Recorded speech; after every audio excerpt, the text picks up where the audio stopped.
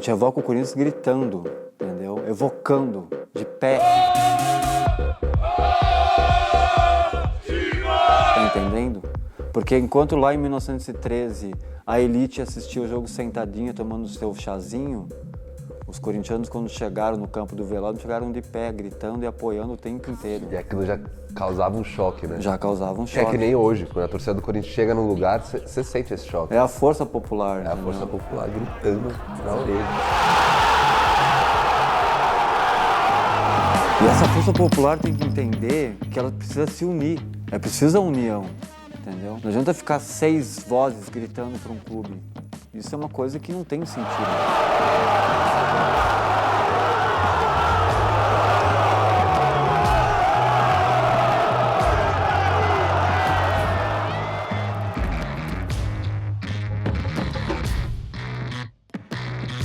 Tá pronto?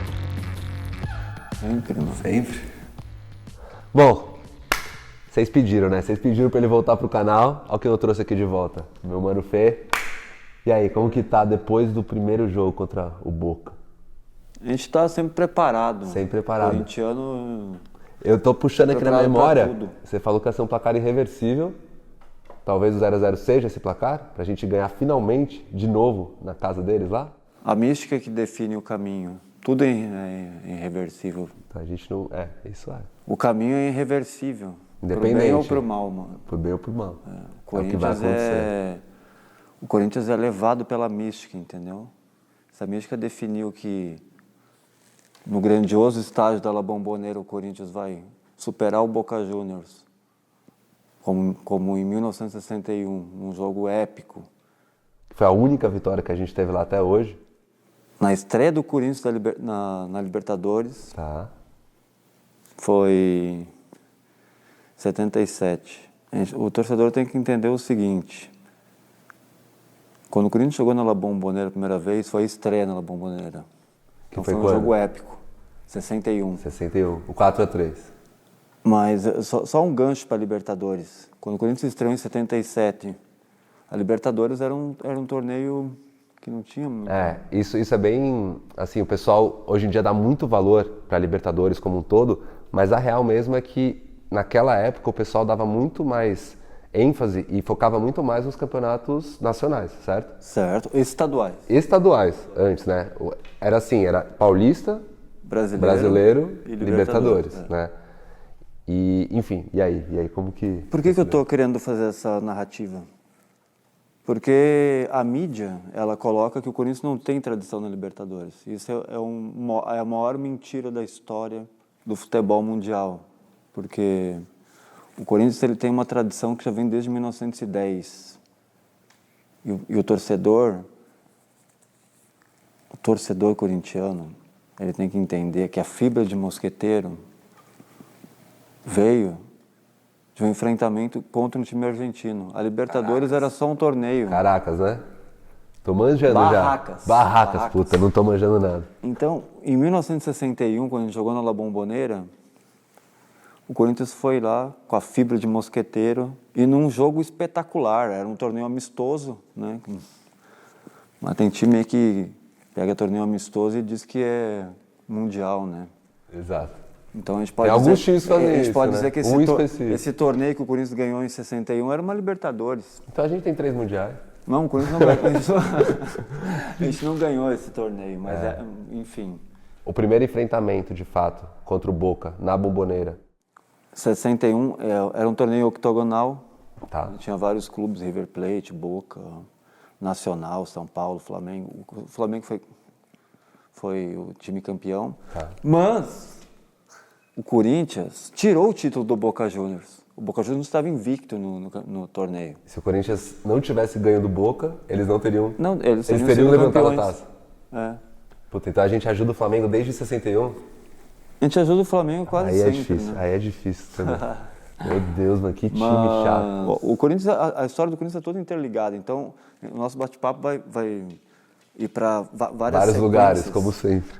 Vamos falar do Flamengo um pouco. O Flamengo ele teve a honra de vir apadrinhar o Remo do Corinthians em 26. Quando a gente chegou aqui no Parque São Jorge... Eu tenho muito amigo flamenguista que fala, porque a gente tem as mesmas origens, o Remo, não sei o que e tal. Não é as mesmas origens. Quebra o tabu, então. O Corinthians, ele nasceu em 1910 como clube de futebol e atletismo. Quando a gente compra a Fazenda São Jorge, a gente inaugura o Remo, em 26. E uma delegação do Flamengo vem lá do Rio de Janeiro para trazer um troféu para o Corinthians, em homenagem ao departamento de regatas, né, que eles já eram... O Flamengo é um clube de regatas que depois inseriu o futebol. O Corinthians é o contrário. O Corinthians começou com o futebol e depois inseriu o Corinthians, eu digo que ele começou no atletismo, porque o primeiro título foi no atletismo. Então, calma aí, vamos voltar só para a parte. O Corinthians não era um clube de associados, era um clube de associados, aliás. Sempre foi. Então, o Corinthians era um clube de associados. Quando profissionalizou, os dois primeiros esportes foram o futebol e o atletismo. É que assim, o futebol... Ele era associativo, até 1933. A gente falou no outro vídeo, as pessoas que jogavam pelo clube tinham que ser sócios do clube, certo? E o interessante é que se o cara quisesse, poderia jogar em 2 clubes. Se ele fosse sócio de 2, ele poderia transitar tranquilamente. Mas, por exemplo, vamos supor, voltando ao passado, Corinthians e qualquer outro clube. O cara, ele tinha esse poder de escolha? Eu vou jogar esse jogo por esse clube ou não? Então, por exemplo, vamos pegar um exemplo da co-irmandade com Palestra. O capitão do Corinthians, o Bianco, que era o grande capitão do Corinthians, assim que o Palestra foi fundado, ele se associou no Palestra e jogava no Palestra e no Corinthians ao mesmo tempo. Meu Deus, hoje em dia ele ia ser caçado. É que o Palestra, quando foi fundado, ele foi fundado como um clube que foi um pedaço da Itália no Brasil. Então, os italianos, eles... naturalmente iam lá como se fosse uma embaixada italiana. Sim. Então não tinha a rivalidade ainda, porque cada um jogava numa liga. E querendo ou não, a rivalidade ela é criada com o número de jogos que um time faz contra o outro. Se você puxar agora, só puxando para o outro lado, como você disse, nosso assunto vai... O Inter criou uma rivalidade absurda com o Corinthians nos últimos 10 anos, né? Mas não só o Inter, todos os clubes do país. Não, tudo bem, tá. E agora está se expandindo para a América Latina, Boca... Mas sim, o Corinthians sempre foi o odiado por todos, contra tudo, contra todos. A gente tem isso, mas o Inter, voltando para esse exemplo, é um time que criou toda uma raiva da gente. Mas o Internacional ele cai numa manipulação midiática, porque a mídia, ela incita o ódio. Sim. Então total. o torcedor colorado, ele está entrando no hipnotismo da mídia. E está transformando isso em guerra. E isso não é o caminho certo, entendeu? Você tem que ter uma co-irmandade com os clubes, né, mano? O futebol, ele se tornou uma ferramenta de ódio. O fator denominante tem que ser a bola rolando, né? Sim, não pode esporte. ser a treta em si. É como as Olimpíadas, os povos estão ali para se trocarem energias e... É uma mensagem de paz, em primeiro lugar, o esporte. O esporte, total. Não, uma coisa que eu sempre vejo o esporte como algo transformador é o lance que, para você ser bom em um esporte, você tem que seguir regras, certo? Então, para você ser bom no futebol, para você ser bom em alguma coisa, você tem que seguir as regras do jogo. E isso vai moldando o caráter do ser humano, para ele entender que naquele meio, ele não pode ser um louco, ele não pode pegar a bola com a mão e arremessar a bola no gol, porque isso vai transformar dele o errado nas regras daquele jogo. Então eu acho que o esporte molda muito o caráter de uma pessoa por conta disso. E aí, o que aconteceu nos últimos anos? Acabou virando o contrário, né? A gente ficou esse tempo todo de pandemia, voltou da pandemia, e agora o que a gente mais vê é briga de torcida, é guerra, é total o contrário do que era aquilo que você disse no primeiro vídeo. Que o pessoal vinha para o Parque São Jorge para ter um dia gostoso, uma confraternização, saíam do Rio Tietê, tinham piqueniques, tinham toda uma confraternização. As torcidas, elas tinham jogos juntas. Entendeu? Juntas. Então, vamos fazer uma linha do tempo que a gente está falando aqui, ó. Fundação 1910, a co-irmandade com o Palestra 1915, certo? Porque o Palestra, quando joga em 15, 6 jogadores do Corinthians foram compor o elenco do Palestra. Bizarro. Uhum. 25, a delegação do Flamengo vem aqui para abençoar, digamos, as regatas corintianas que foram fundadas em 26. Daí a gente decola pelo time do esquadrão da Era de Ouro, Cláudio, Luizinho, Baltazar, Olavo, Gilmar. E esse time, alguns ficam para enfrentar o Boca em 61. Né, o Cabeção, o Olavo. Sim. A gente tinha um meio-campista, o Paulinho, que fez os 3 gols. Que eu até brinquei, né? Quando a gente chegou aqui a gente tá no Memorial do Corinthians hoje, né? A gente nem chegamos a falar. E quando eu cheguei, eu falei, vai ser difícil achar o Paulinho, porque ele foi um daqueles casos que Ele foi um jogador de cometa, alguns jogos. Um cometa que nem o cometa que fundou o Corinthians, o cometa Halley. Ele passou, brilhou por um mês e entrou para a história. Por que ele entrou para a história? Porque o Boca fez 1-0, 1-0 Boca, o Corinthians foi lá 1-1, 2-1. Aí depois virou. O Boca virou? Não, o Corinthians virou o jogo. Tá. Ficou 3-1? Não. Tá, eu tô confuso. Vamos lá. 1-0 pro Boca. Tá. 1-1. 1-1. Certo? 2-1 pro Corinthians. 2-1. 2-2, 3-2. 4-3. Não, 3-2. 3-3, 4-3. 4-3. Ficou 3-3 então o jogo. Foi. Foi um jogo assim. Foi. De digno várias de um viradas. espetáculo. De várias viradas. Uhum. Então a Bombonera estava lotado, porque os torneios internacionais eles eram muito aclamados, né? Sim. Porque não era comum um time sair do país para ir jogar, era uma né? cerimônia gigantesca, né? Tipo, atraía muito público e eram times muito espetaculares, né? Você sabe me dizer se tinha torcida do Corinthians lá no dia? Poucos, não tinha... Sempre vai. Talvez a cultura era... Os que foram misturados, não tinha essa... Não tinha esse lance de... Não, o futebol até os anos 60 não tinha muita... Guerra, A cultura do... Depois que as torcidas uniformizadas começaram a criar uma cultura de uniformização dos espaços. Tá. Porque a torcida uniformizada começou nos anos 40. Eram torcidas que eram dentro dos clubes e elas eram, digamos, departamentos dos clubes. Então, E aí começou a nichar, de certa sim, maneira. os clubes que criavam uma associação, só que o controle era do clube. Tá. Por isso que quando os Gaviões é fundado é Força Independente, porque a primeira torcida uniformizada é independente a um clube de futebol. Sim. Porque não era.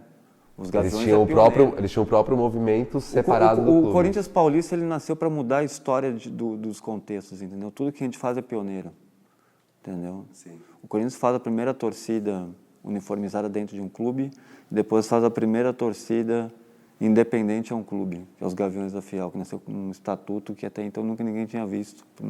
Se você puxar para os dias de hoje, do tempo que eu fui funcionário lá dentro, eu vi a primeira médica mulher a atuar num time de futebol masculino profissional, que foi a doutora Ana. Ela estava lá. Ela foi a primeira mulher a entrar no campo. Então o Corinthians sempre teve esse lance de ser pioneiro em escolhas e tudo.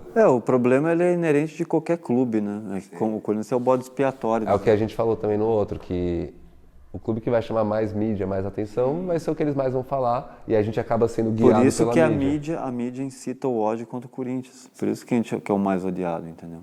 Por exemplo, um lance que a mídia pega um erro de arbitragem e ela transforma esse erro numa novela.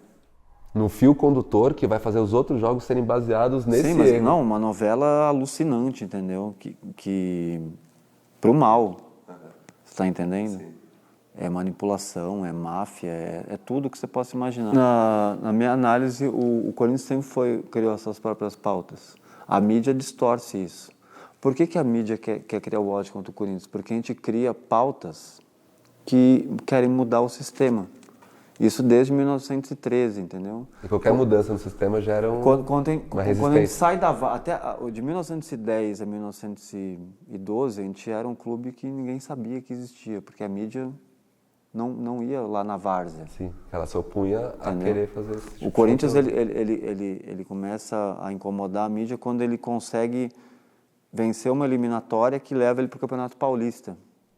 E aí ele é obrigado a ser veiculado pela mídia por estar no campeonato. A mídia é contra o Corinthians no Campeonato Paulista, mano. Porque a mídia, ela é... Digamos, quem está por trás da mídia é algum poder. E esse poder tem intenções de veicular o que eles querem, né? Então o Corinthians, quando quebra o paradigma, quando ele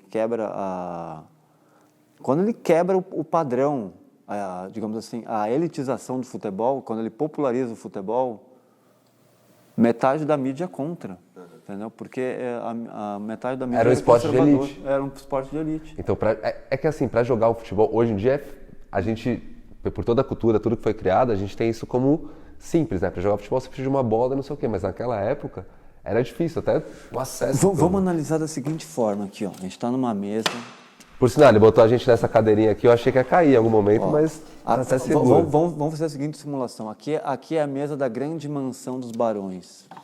Imagina os universitários acadêmicos, eles sentavam, né, e na pauta, aqui as madames, os barões, e esses universitários, eles se achavam no direito porque foram eles que criaram as regras do futebol, entendeu? Quem organizou as regras do futebol foi a elite inglesa. Sim. Entendeu? Você já assistiu essa série do futebol da elite inglesa? Sim, English Game, muito bom. É exatamente isso. Você vê toda a elite controlando e aí chegam os caras os operários são marginais, só que são operários que eles têm mais pulmão, eles têm mais vontade e o principal, eles têm mais força de ganhar na vida. E de repente eles veem no esporte a capacidade e a possibilidade de se equiparar com os caras que estão no topo. Se equiparar não, superar eles. Superar. Se equiparar que eu digo até financeiramente, mas assim, superar no nível de futebol. Financeiramente eles jamais vão superar naquele momento, porque eles são a elite, entendeu? Eles estão num nível muito alto. Então, para a elite, era uma desonra perder para os operários, entendeu? E essa história aconteceu na Inglaterra em 1870 e voltou a acontecer aqui em 1913. Até porque o futebol, ele era, igual você falou, ele era o momento social da galera. Assim como foi o cinema em outras épocas, era onde todo mundo se reagrupava. Então tá todo mundo lá da elite e tudo, aí chegam os operários que o pessoal tá certo que eles vão ganhar e eles perdem o jogo. Sim. Isso acaba com a moral deles em toda então, cidade. a mídia, vendo isso acontecer, o que ela faz? Ela quer difamar a vitória do operário. Sim. Porque eles não vão aceitar que um operário seja vencido. Que o operário ganhou do cara que tem todo o suporte de alimentação. Isso quer dizer que tudo que o Corinthians fez na história é colocado em dúvida. Tudo. É uma história que se repete, entendeu? Ao longo de muitos anos. Até hoje. Tudo que o Corinthians faz não é legítimo, é algo a ser questionado ou criminalizado. Sim. Né? Então são pautas que, ao longo dessa linha do tempo que a gente traçou aqui, que a gente está viajando, são pautas que vão se repetir eternamente, entendeu? Voltando a 1961, naquele bairro sagrado, né? Buenos Aires, uma cidade maravilhosa, uma cidade... Quem já foi lá no bairro lá da La Bombonera sabe o que eu estou dizendo. Eu estive no jogo, você sente... Assim, 10 quadras antes do estádio, você já está sentindo o Boca, assim, a todo momento você está sentindo um clima de guerra mesmo, assim, sabe? Não no sentido negativo, de morte, mas de guerra do tipo combativa, um lugar que é quase palpável a energia do lugar. É uma energia muito forte, né? O Corinthians, ele quando ele chega lá, ele absorve essa energia e reverte para si. Né? Por isso que ele faz esse jogo mítico com Boca Juniors e consegue, de virada, superar o Boca por 4-3. E o Boca, na época, você tinha comentado comigo... Era um timaço. Era um tremendo time. Era invicto. O Boca sempre teve esquadras muito fortes. Né? Tanto que eles são mortos da Argentina. E mesmo em momentos ruins, como agora, o time do Boca não é um tremendo time. Mas eles têm toda essa energia que joga a favor, assim como a gente. A gente tem toda a mística a nosso favor. Por isso que você sempre brinca que é o maior clássico da América. E são os dois times com a maior mística da América do Sul. São times diferenciados, entendeu? Que não tem... É uma mística muito, muito profunda, entendeu? Não que os outros times tenham as suas tradições, tenham as suas formas de ser. Mas o Corinthians, ele é algo pioneiro, entendeu? Algo que veio para mudar a história. Enquanto os outros seguem as regras acadêmicas, o Corinthians veio para subverter essas regras e criar um novo estilo de jogo. E não é nem no lance de querer quebrar as regras, é querer apresentar um novo meio de ver as coisas que talvez naturalmente vai fazer as pessoas mudarem a cabeça e querer enxergar assim, né? Porque sempre foi um time muito aberto. Por que o Operário não pode jogar? Pode. Por que o Preto não pode jogar? Pode. Vai jogar e vai ganhar do branco e vai fazer... Entendeu? Na verdade, a popularização do Corinthians e logo depois dos outros clubes populares foi tão profunda que os clubes de elite se renderam à popularização e se popularizaram. E o que você acha que vai ser agora esse novo duelo, esse jogo decisivo entre Corinthians e Boca, na Bombonera? Primeiro jogo 0-0, o Corinthians perdeu um pênalti, a gente estava lá no estádio, não juntos, mas você estava de um lado com o São Jorge, eu estava do outro gravando. O que você acha que vai rolar? A gente não pode achar o que vai rolar. A gente tem que deixar fluir a mística, entendeu? Existe corintiano e existe corintiano. Por que são dois corintianos? Existe o corintiano com TH e existe o corintiano sem o TH. Tá. O corintiano com TH, ele é forjado pela essência de 1910. Para ele, o resultado de jogo é indiferente. O Corinthians é uma energia que paira no ar para ele. O Corinthians é o ar que ele respira. Entendeu? A cada minuto do dia é o Corinthians. E o corintiano com TI, né, sem o H, é o corintiano que fica aí só enchendo o saco, fica de braço cruzado no estádio. Não Entendeu? apoia no momento, Não grita apoia. gol antes do gol. É o cara que está pelo resultado do jogo. Ele não entendeu o que é o Corinthians, entendeu? Então ele tem a oportunidade de entender e acrescentar o H no... É que eu acho que essas pessoas que não apoiam até o final e tudo, eles acham que eles de fato podem mudar o que está acontecendo. Não que não possa, a torcida pode ajudar, mas a gente tem que, às vezes, só entender e ver e presenciar, ao invés de querer interferir de alguma forma. A gente tem que evocar o Corinthians. Evocar. A gente evoca o Corinthians gritando, entendeu? Evocando, de pé. Você está entendendo? Porque enquanto lá em 1913 a elite assistia o jogo sentadinha, tomando o seu chazinho, os corintianos, quando chegaram no campo do Velódromo, chegaram de pé, gritando e apoiando o tempo inteiro. E aquilo já causava um choque, né? Já causava um choque. É que nem hoje, quando a torcida do Corinthians chega num lugar, você sente esse choque. É a força popular, É a entendeu? força popular gritando na orelha. E essa força popular tem que entender que ela precisa se unir. É preciso a união, entendeu? Não adianta ficar 6 vozes gritando para um clube. Isso é uma coisa que não tem sentido. Tanto que na Bombonera Não foi tem algo que foi sentido. muito pontuado. Todo mundo grita a mesma música. Sim. Eles estão totalmente em prol do Boca Juniors. Sim.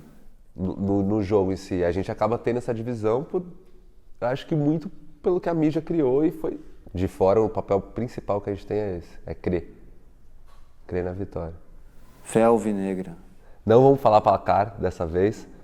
Põe aqui em mim, rapidinho. Ó. Todos esses quadros, todos esses desenhos que você está vendo aqui atrás, saíram dessas mãos aqui. Ó. Como corintiano, é uma honra estar falando aqui com o Fê, mais uma vez, trazendo para vocês esse conteúdo. Eu sei que muita gente gostou do outro que a gente fez e é com esse intuito. A gente quer trazer a história do Corinthians de uma forma um pouco mais organizada para vocês. Óbvio que aqui é só um recorte muito pequeno dessa história que é gigante, mais de 100 anos. Mas espero que vocês estejam curtindo o que a gente está tentando fazer aqui junto. Deixa o seu recado aí, final. O meu recado é: o corintiano acredite no time do povo e toda pessoa, todo corintiano tem que vir ao Memorial do Corinthians. Onde a gente está nesse momento. Aqui a gente tem um preço popular, é apenas R$10, meia entrada é R$5. Então aqui é um resgate do corintianismo ao longo desses quase 112 anos do clube. E o corintiano ele tem que vir ao Memorial Corinthians, mergulhar na nossa história, né? Pode vir falar comigo, com o Cristiano, Cristiano não eu, no caso, o meu xará que trabalha aqui também. O departamento cultural é muito atencioso, né? Com o nosso diretor lá, o André, o Wellington, Sim. né? Os diretores. Que deram a oportunidade da gente estar fazendo aqui. Obrigado também, de verdade. Isso aqui é um registro histórico, é muito importante, não só... É o que você brincou no outro vídeo, a gente é só uma ferramenta de trazer essa história que é enorme para todos vocês. Pelas vivências que a gente tem no clube, por tudo que a gente já passou aqui, a gente tem a capacidade de trazer para vocês e a gente fica muito feliz de vocês estarem acompanhando. Então, ó, não acabou ainda, eu vou dar um rolezinho aqui pelo Memorial com o Fê, mas, Boca Juniors, segura a bronca, o Coringão tá chegando com toda a mística. Vai, Corinthians! Vai, Corinthians! Esse aqui, hein? Jogou nos dois. Isso aí encarnou o corintianismo, né?